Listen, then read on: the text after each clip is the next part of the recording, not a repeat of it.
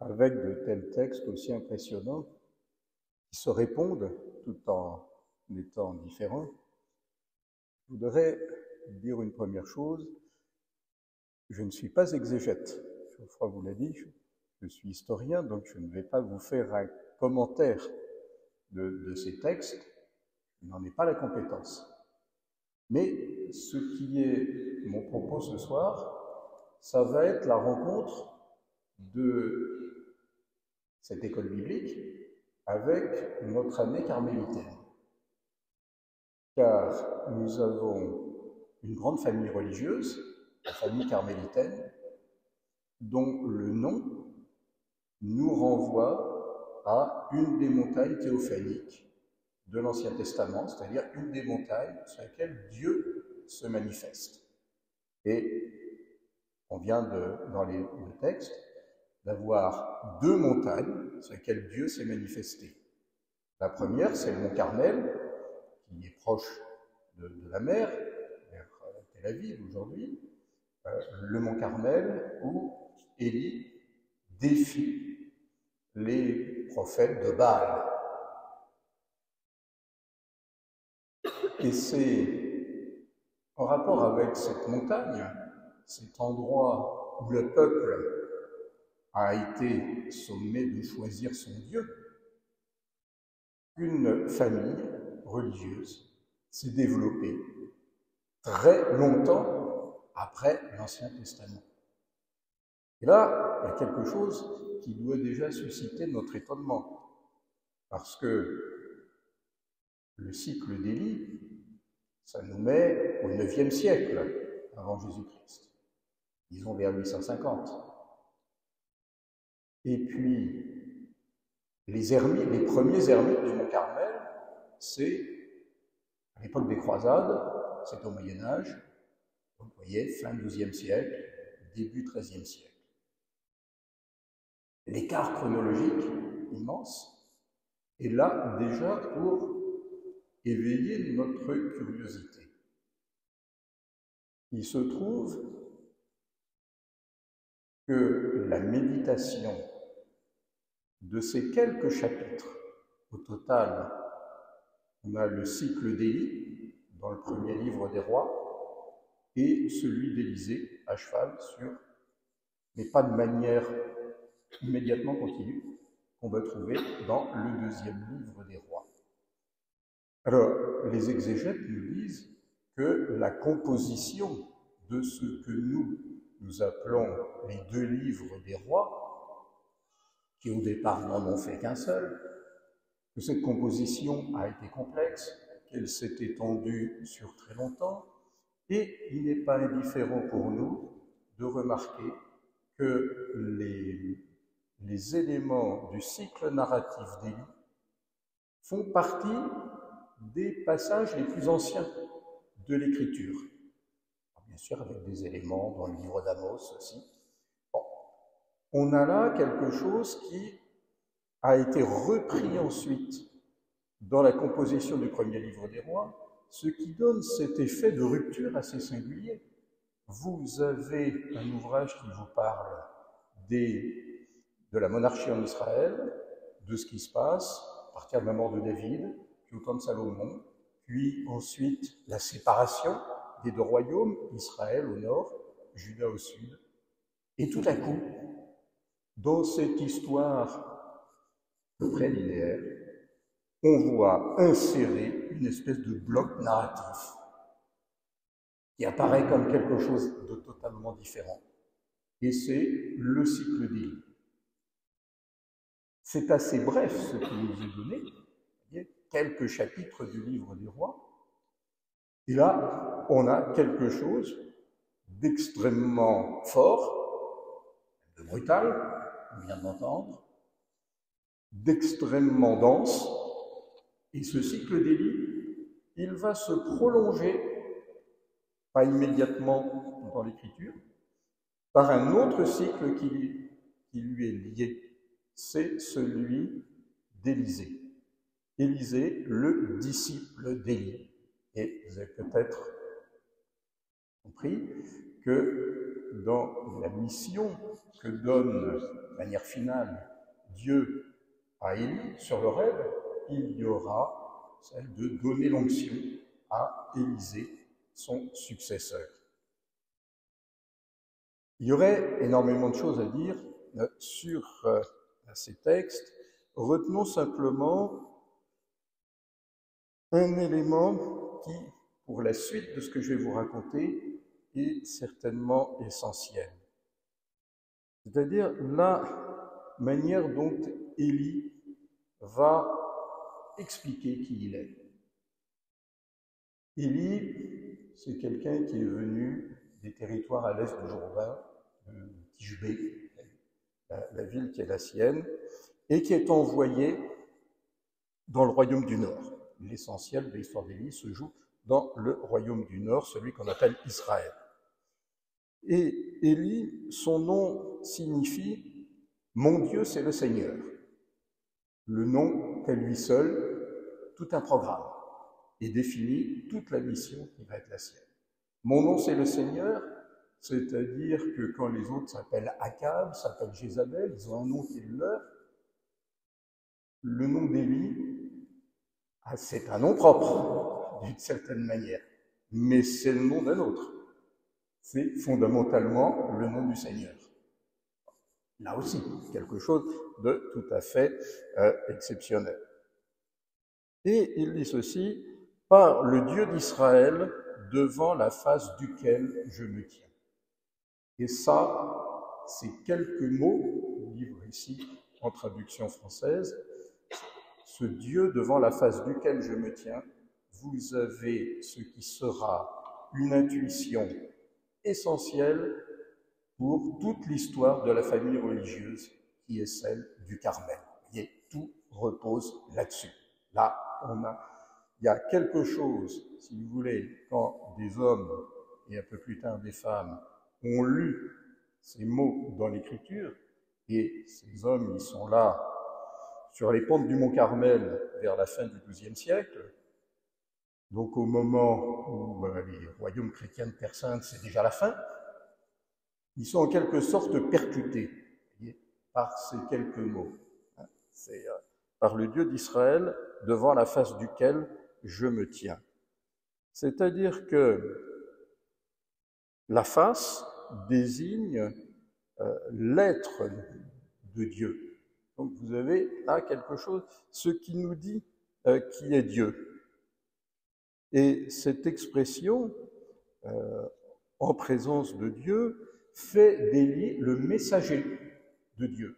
Élie, sauf un petit moment que l'on voit où il est dit comme étant le prophète, mais les exégètes discutent pour savoir si ce n'est pas une pièce rapportée en quelque sorte, ce mot-là. Élie ne se définit pas lui-même comme prophète, mais il est celui qui se tient devant la face de Dieu, qui parle au nom de Dieu, celui qui est en présence de Dieu et qui, pour cette raison, est le serviteur de Dieu. Alors, je ne vais pas vous reprendre, vous avez le texte dans vos Bibles, mais l'organisation du cycle d'Élie, où vous avez une histoire de sécheresse, l'élément aquatique, qu'il soit présent ou absent, extrêmement présent dans l'histoire d'Élie. Vous avez la lutte contre les faux prophètes, et le roi Akab est marié à une femme étrangère, la terrible reine Jézabel, qui introduit d'autres dieux que le Seigneur dans le peuple d'Israël. Et c'est là où vous avez ce fameux Baal. En fait, il y a toute une collection de Baal qui viennent des pays voisins. Et on est au moment, vous voyez, quand Élie dit « Pourquoi est-ce que vous allez d'un jarret sur l'autre ?» En fait, on est à un moment où le peuple trouve qu'après tout, le syncrétisme, ça vient du vertu. Or, sous l'impulsion de la reine Jézabel, notre culte est en train de se développer et les prophètes du Seigneur sont persécutés. C'est-à-dire que, ce qui peut nous paraître un peu brutal aujourd'hui, le massacre vous voyez, des faux prophètes de Baal égorgés, en fait, répond au massacre, à la persécution antérieure des prophètes du Seigneur. Épisode un peu plus tôt. Et donc, on est au moment où le peuple est en quelque sorte sommé, et ça va être le sens du sacrifice du Carmel, sommé de choisir ou le Seigneur et le Seigneur est lui seul, ou bien le syncrétisme, un peu de Seigneur, beaucoup de Baal, etc.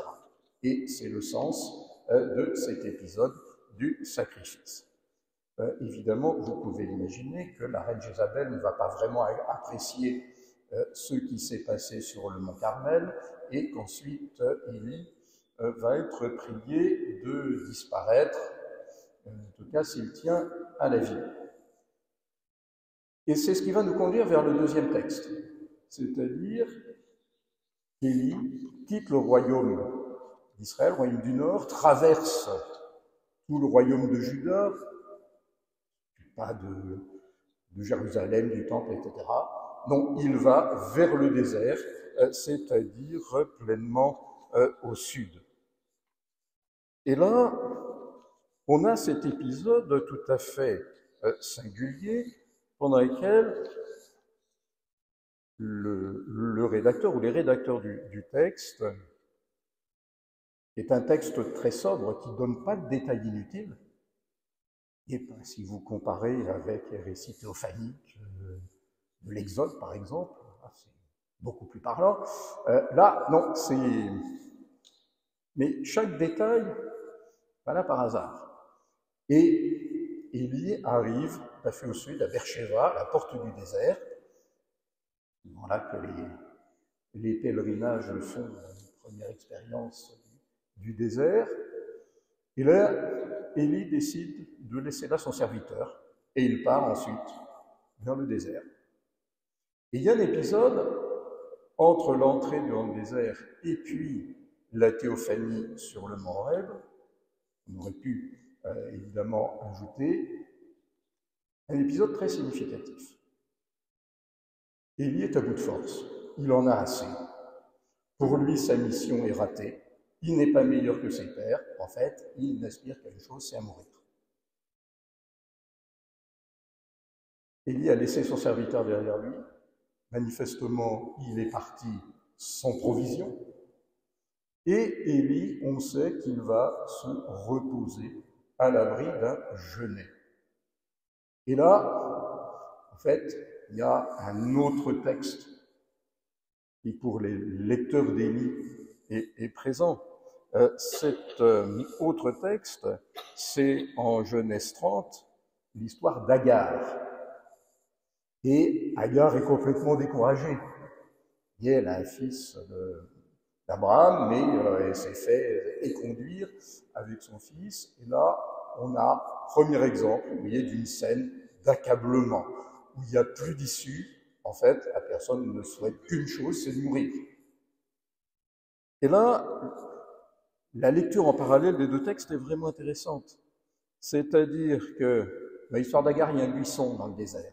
Là, il y a un genêt dans le désert. C'est la seule fois qu'on vous parle d'un arbre dans toute cette histoire. Ensuite, vous avez une personne découragée qui est au bout du rouleau, en quelque sorte. Et puis un ange. Un ange qui vient réconforter Agar. Un ange qui vient auprès d'Élie et qui lui dépose une gourde, qui lui dépose de l'eau, vous voyez, de quoi reprendre des forces. Et l'ange est obligé d'insister, parce qu'Élie en a tellement assez, en fait, il se rendort. Et l'ange va lui redonner de quoi boire, de quoi manger. Et à ce moment-là, Élie part pour 40 jours et 40 nuits de marche jusqu'à l'Horeb, la montagne de Dieu, et c'est le deuxième texte que vous venez d'entendre. Et là, il y a une nouvelle, quelque sorte, de superposition de lecture. C'est-à-dire que Élie, n'allant à l'Horeb, est tout simplement sur les traces de Moïse. Et pour les commentateurs, il y aura évidemment la manière de situer Élie par rapport à Moïse. Alors, il y a ceux qui vont privilégier la continuité, il y a ceux qui, au contraire, vont essayer de faire des liens anti-Moïse. Et ça nous renvoie évidemment à cette autre théophanie qui est en Exode 19, ce qui précède, vous voyez, quand Dieu parle à Moïse sur l'Horeb, et à ce moment-là va lui donner le décalogue, c'est-à-dire ce qui emplit le chapitre 20 de l'Exode, c'est-à-dire le moment de l'alliance.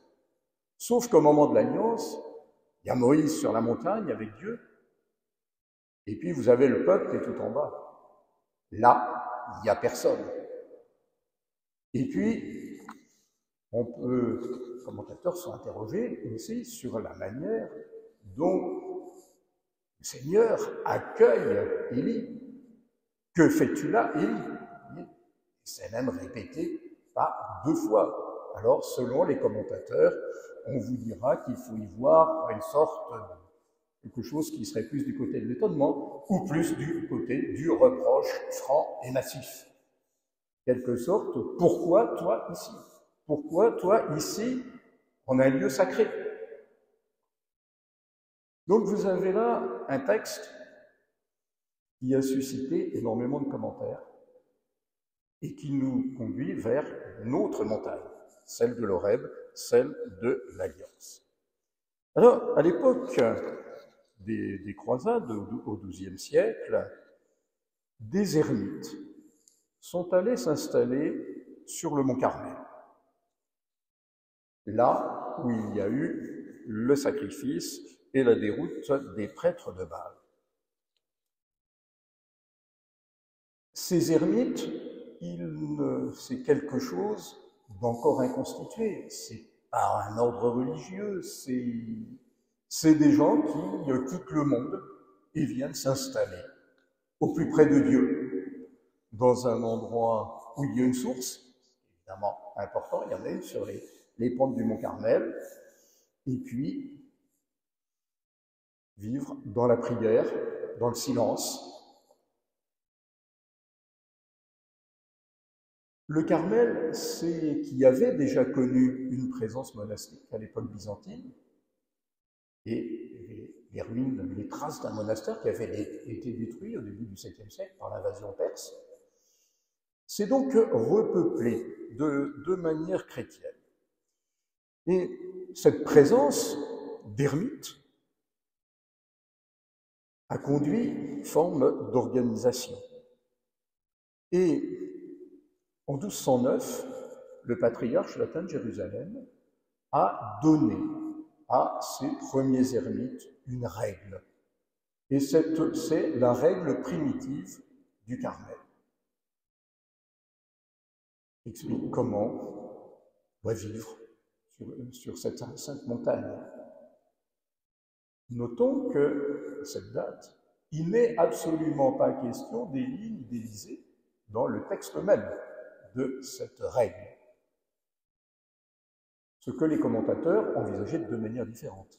Soit en considérant que c'était tellement évident quand on était sur le Carmel, on y était attiré par l'exemple d'Élie, ça valait, c'était pas nécessaire de le dire. D'autres ont considéré que, compte tenu du contexte de l'époque et des polémiques qu'il y avait dans l'Église, on préférait, pour éviter tout problème, c'était l'époque de Joachim de Flore, de tout problème, ne pas éviter ce qui pourrait peut-être créer des discussions inutiles. On est en 1209. 1209, ce qui est quand même intéressant, c'est de regarder ce qu'il y a autour. L'année suivante, 1210, c'est la naissance des frères mineurs de François d'Assise. Donc, vous voyez, tout ça est extrêmement proche. Avec les franciscains, l'aventure démarre vraiment en 1210. Encore 5 ans, 1215, et c'est le démarrage de la communauté des frères prêcheurs, c'est-à-dire des dominicains, de Toulouse et autour, auprès de Saint-Dominique. On a là, en peu d'années, les 3 des 4 grands ordres mendiants du XIIIe siècle, il reste les chanoines de Saint-Augustin. Là, ce sera 1243. Vous voyez, première moitié du XIIIe siècle, ce qui va renouveler l'Église médiévale, c'est mis en place. Alors, les chanoines de Saint-Augustin, les franciscains, les dominicains, ça se passe en Europe. La spécificité du Carmel, c'est qu'il n'y a pas une figure, qui est, comme dans le cas des franciscains, des dominicains, qui est à l'origine. C'est un phénomène qui est plus diffus. Ce n'est pas une figure qui attire des gens autour d'elle, c'est une montagne. Et sur cette montagne, il y a un souvenir marquant, Élie et son disciple Élisée, à travers le livre des rois. Et ça se passe en dehors d'Europe. Sauf que, avec le rétablissement de l'autorité musulmane en Terre Sainte, la disparition liée des traces des croisades, il va falloir largement évacuer la Terre Sainte, il reste en tout cas le Mont Carmel. Et à ce moment-là, le phénomène né sur les pentes du Mont Carmel va se déplacer vers l'Europe. Et en France, c'est l'époque de Saint-Louis. Et ça veut dire que ce qui était des ermites au départ va se transformer en un ordre religieux qui va devoir s'insérer. Et les carmes en France au XIIIe siècle, ceux qui vont arriver à Rouen par exemple, et nous va avoir une rue, une place des Carmes, ils ne sont pas perchés sur des montagnes à l'écart de tout le monde. Vous allez les trouver en pleine ville, comme les dominicains, comme les franciscains, comme les augustins. Et à Rouen, on avait les quatre. Donc, on a un ordre qui s'est constitué, qui ne fait pas immédiatement référence explicitement à Élie, mais qui est né sur les pentes du Mont Carmel, implicitement du souvenir d'Élie. En fait, on a un témoignage extérieur au Carme, dès les années 1220, qui nous parle de ces ermites qui veulent vivre comme Élie. Et comme Élie vit au début de son aventure, au torrent de Kérit, à l'écart du monde, dans la pauvreté, dans le silence, avec une nourriture qui lui est apportée, et les corbeaux qui viennent nourrir Élie, un peu comme la manne des Hébreux dans le désert. Il faut attendre 1281, donc un peu 11 ans après la mort de Saint-Louis, pour que les Carmes explicitement fassent référence aux deux prophètes, Élie et Élisée, les présentant comme leurs fondateurs. Là, ça va être quelque chose d'extrêmement fort, puisque fondateur des Carmes, c'est pas le patriarche Albert de Jérusalem, c'est pas un personnage dans l'ordre, ce sera pas ensuite Thérèse d'Avila. Non, pour eux, le vrai fondateur de l'ordre, c'est Élie. Et derrière Élie, son disciple Élisée. Alors, le Carmel en est venu, à partir de la fin du XIIIe siècle, à se définir par l'imitation d'Élie. La mémoire d'Élie, associée au fil des siècles au Mont Carmel, a donné sa forme à cet ordre si particulier. Alors, il y a des carmes qui sont restés sur le Mont Carmel, ils sont restés autant possible, et puis après, il y a des moments où ils ont été tués, le monastère a été détruit, enfin, l'histoire de la présence carme sur le Mont Carmel est une histoire pas très simple, et surtout pas vraiment paisible, avec des destructions et des expulsions périodiques, mais à partir de la fin du XIIIe siècle, lorsque la présence carmélitaine est maintenant une chose établie en Italie, en France, en Angleterre aussi, ne l'oublions pas, on se rend compte que la référence est maintenant très nette. En 1281, ce sont les constitutions des Carmes d'Angleterre, le chapitre de la province carmélitaine d'Angleterre, à Londres, qui sont le premier texte carme à dire, voilà, nous venons d'Élie et d'Élysée. Alors évidemment, ça peut nous paraître, pour nous qui avons une autre conscience historique et une autre mesure du temps, quelque chose d'un peu surprenant, mais en tout cas, il y a maintenant un lien qui est objectivement fait, et vous aurez quelque chose qui, selon les auteurs, va se décliner. Il y aura ceux pour qui ça va être vraiment les pères de l'ordre, avec une continuité. Bon, alors évidemment, les développements de la conscience historique, surtout à la fin du Moyen-Âge, au XVIe siècle, ça va être un peu difficile à maintenir. Et puis, ceux qui vont expliquer que, voilà, notre filiation, elle est une imitation. Et à ce moment-là, évidemment, ça va être plus durable dans le temps. À la fin du Moyen-Âge, cette chose est complètement acquise.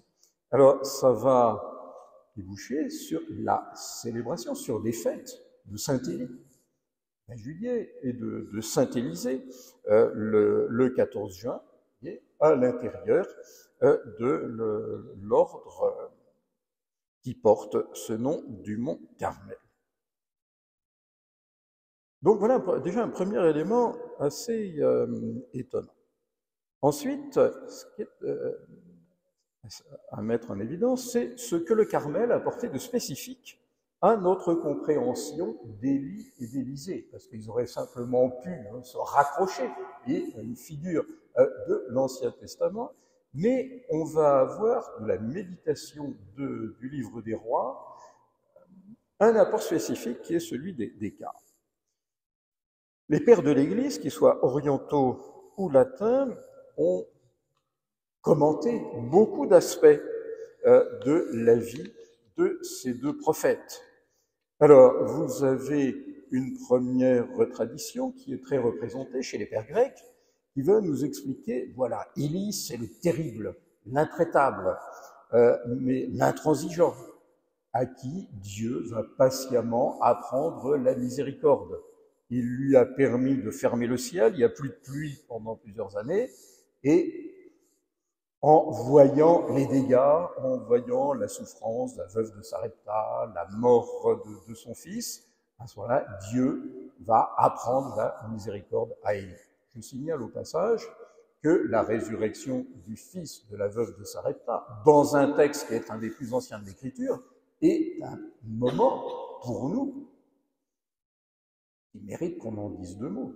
C'est la première résurrection, à la fois dans la lecture que nous pouvons faire depuis le début des Écritures, première figure de ressuscité, c'est quand même pas anodin, et quand on sait que c'est en plus dans un des textes les plus anciens de l'Écriture, ça donne doublement à réfléchir.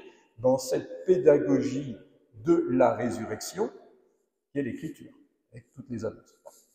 Et puis, vous avez une autre tradition qui est en partie orientale, celle des pères cappadociens du IVe siècle, mais qu'on va retrouver en Occident, avec saint Ambroise notamment, qui va mettre en avant le caractère baptismal du sacrifice d'Élie. Vous voyez, toute cette eau qui est déversée, cette eau sur laquelle tombe le feu. Et à ce moment-là, on va lire cet épisode comme une sorte d'annonce du baptême. Et le feu purificateur sera rapproché de l'action du Saint-Esprit. Et puis, pas seulement chez les carmes, dès la fin de l'Antiquité, chez les pères, il y a toute une lecture d'Élie et d'Élysée comme les pères des moines. Et là, notamment dans le monachisme oriental, antérieur au monachisme occidental de Saint-Martin ou de Saint-Victrice, mais vous avez toute une réflexion sur la manière dont ont vécu ces deux prophètes, c'est les pères des moines. Donc évidemment que nos ermites du Mont Carmel, devenus les religieux carmes, vous voyez, voient là aussi une origine, alors qui n'est pas simplement propre à leur ordre, mais à l'ensemble des religieux, c'est évidemment quelque chose qui est possible. Et les deux prophètes sont également compris comme des figures du Christ, le Christ étant présenté comme le véritable Élie. Mais il y a une manière carmélitaine de relire la vie d'Élie, et elle se manifeste de plusieurs manières.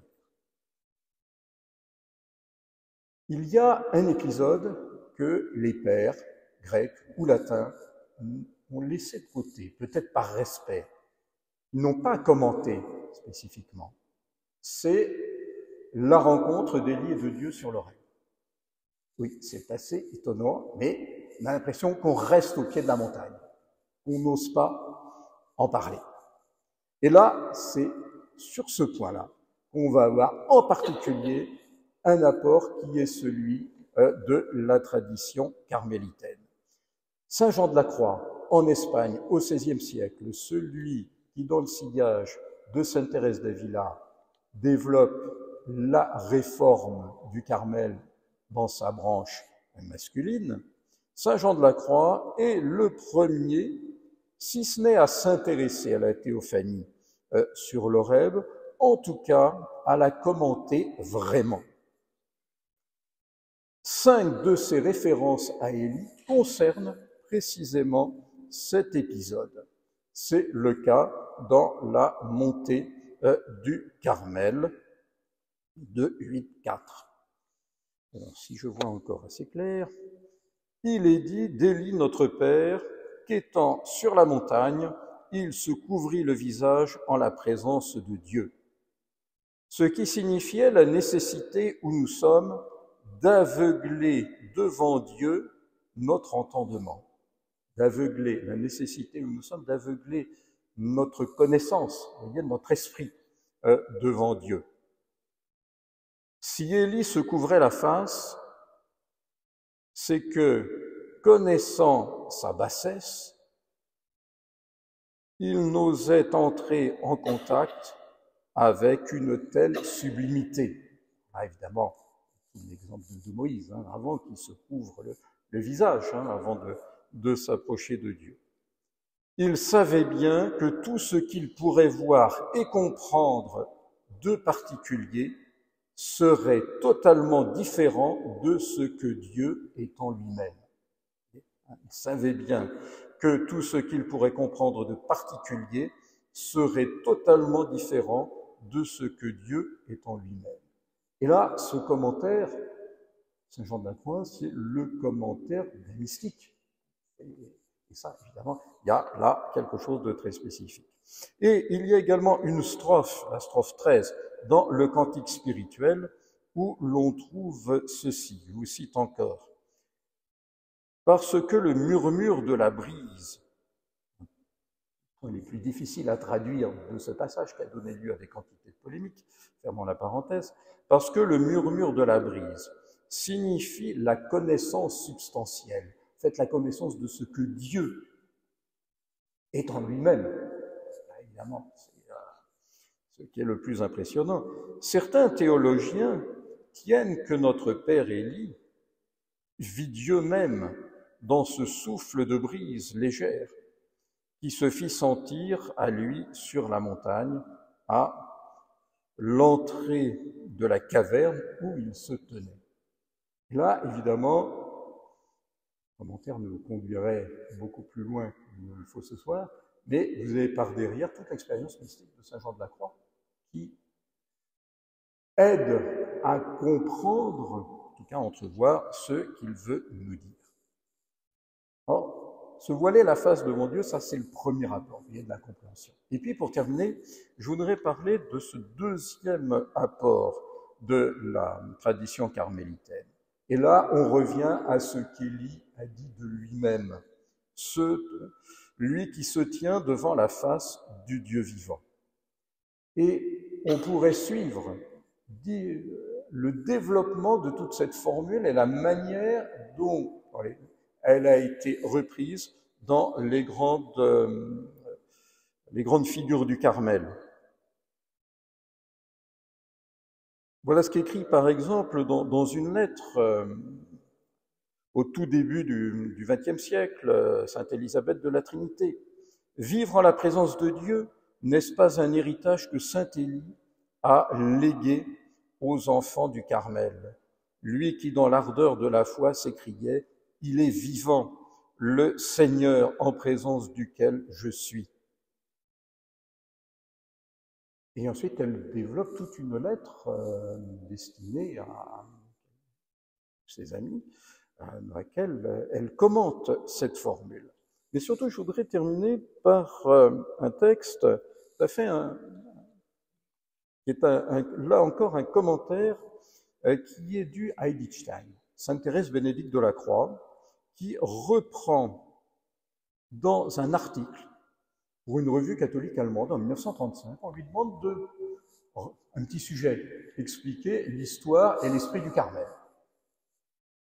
Le résultat est véritablement impressionnant. Ça est impressionnant.